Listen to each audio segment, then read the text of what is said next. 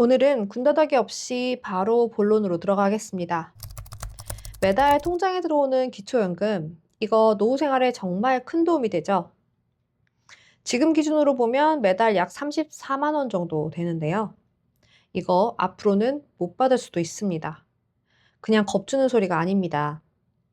최근 정부에서 현재 65세 이상 어르신 70%가 받는 이 혜택을 앞으로는 중위소득 50%까지만 주도록 축소하는 방안이 검토 중입니다. 대한민국 노인 인구가 이미 1천만 명을 넘었습니다. 나라 곳간이 비어가니 결국 기초연금 구조를 조정하자는 칼을 빼든 겁니다.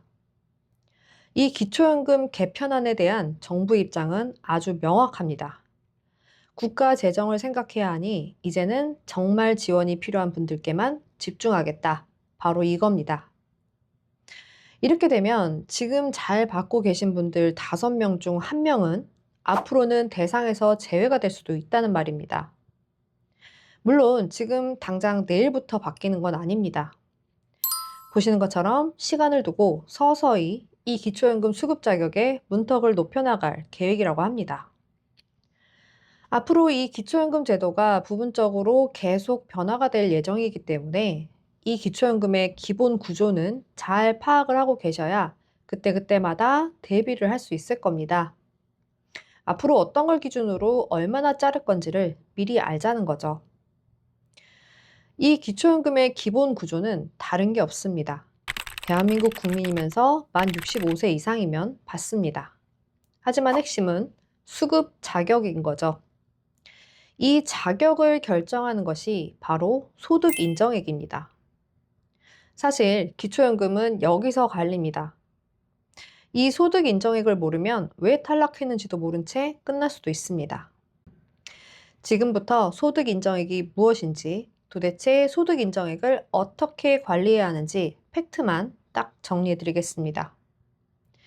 소득 평가액과 재산의 소득 환산액을 합친 종합 점수가 소득 인정액이라는 건데요. 말이 좀 어렵고 헷갈릴 수도 있겠는데요. 기초연금 수급 자격에서 소득 인정액을 보겠다는 건 쉽게 말하면 내가 실제로 버는 돈만 보는 게 아니라 내가 이미 갖고 있는 재산도 일정 방식으로 계산해서 같이 보겠다, 이 뜻입니다. 많은 분들이 오해하시는 게 나는 지금 은퇴해서 월급도 안 받는데 왜 탈락이야? 하시는 겁니다. 기초연금 지급 대상에 매기는 점수는 단순히 월급만이 아니라는 거죠. 여기서부터 많이 헷갈리십니다. 월급이 없어도 탈락할 수 있고 반대로 재산이 있어도 받을 수 있습니다. 결국 계산 방식을 제대로 알아야 하는 거죠. 이 점수에는 내가 일해서 버는 돈과 국민연금, 임대소득과 무료 임차소득, 은행이자까지 싹 다 들어갑니다. 내가 일해서 버는 근로소득은 현재는 월급에서 110만 원을 빼고 70%만 반영합니다. 예를 들어서 내가 한 달에 200만 원을 벌면 110만 원을 공제하고 나머지 90만 원의 70%인 63만 원만 소득으로 인정이 되는 거죠. 근데 정부가 현재 이 공제액 110만 원을 줄이려고 이 카드도 지금 만지작거리고 있습니다. 이게 무서운 이유가 뭘까요? 만약에 공제 금액이 줄어들면 내 월급은 그대로인데 서류상 소득만 올라가서 탈락하게 되는 겁니다. 그리고 다음으로 국민연금은 공제 1원도 없이 100%다 소득으로 잡힙니다. 국민연금 많이 받는다고 기초연금 깎이는 게 바로 이 때문입니다. 또 4명의 집이 없이 자녀 명의의 집에 산다 해도 시가 6억 원 이상의 집이라면 임차료만큼 소득으로 잡히니 해당되는 분은 이 부분도 체크해 보셔야 합니다. 그리고 소득 인정액에 들어가는 두 번째 항목, 바로 재산의 소득 환산액인데요. 내 통장에 이미 들어있는 돈과 내가 갖고 있는 부동산, 자동차를 다 환산해서 월소득으로 바꿔버립니다. 항목별로 살펴보면요. 예금 자산 같은 경우는 내 통장 잔고에서 2천만 원만 빼고 남은 돈에 연 4% 이율을 적용해서 12개월로 나눕니다. 이게 내 월소득으로 잡힙니다. 주식 배당금도 당연히 소득으로 들어가고요. 즉, 통장에 잠자고 있는 돈도 정부의 계산상으로는 매달 들어오는 소득처럼 본다는 얘기입니다. 네, 그리고 부동산은 지역별로 공제 금액을 뺀 다음에 남은 금액을 소득으로 환산하는데요. 예를 들면 대도시에 거주하면서 시가 5억 원짜리 집을 보유하고 있는 경우 대도시 공제액은 1억 3,500만 원이니까 5억에서 1억 3,500을 뺀 나머지 3억 6,500만 원만 계산에 반영됩니다. 3억 6,500만 원 곱하기 0.04, 연 4%죠. 여기에서 나누기 12개월 계산해보면 약 121만 6천 원 정도가 매달 소득으로 평가되는 거죠. 이 공제금액 역시 정부에서 검토 중인 항목입니다. 집값은 그대로인데 서류상 소득 인정액만 늘어나서 수급 자격이 박탈당할 수도 있으니 내 소득 인정액이 커트라인 근처라면 이런 정책 변화를 더 주의 깊게 살펴봐야 한다는 거죠. 집을 새로 산 것도 아니고 소득이 늘어난 것도 아닌데 기준 하나 때문에 탈락할 수도 있다는 겁니다. 그리고 자동차가 정말 치명적인데요.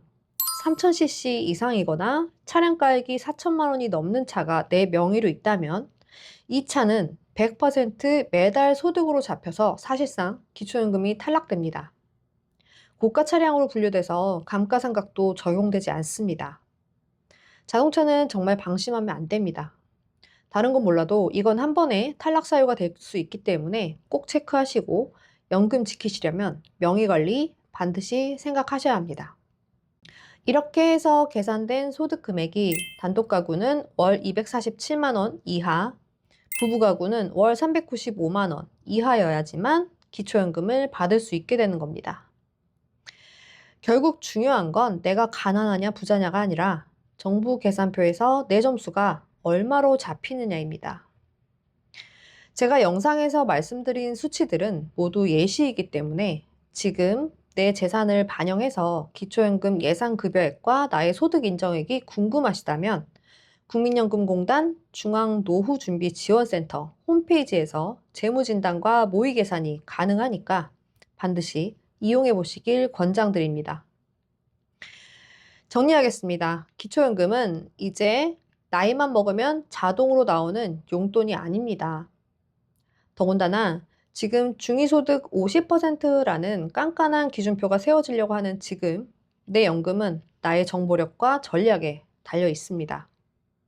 하위 70%라는 넉넉한 울타리는 이제 무너지고 있습니다. 20%를 솎아내는 과정에서 억울하게 탈락하는 분들이 반드시 나옵니다. 여러분은 이번 개편안에 대해서 어떻게 생각하십니까? 나라를 위해 불가피하다라고 보십니까? 아니면 노후를 흔드는 부당한 처사라고 보십니까?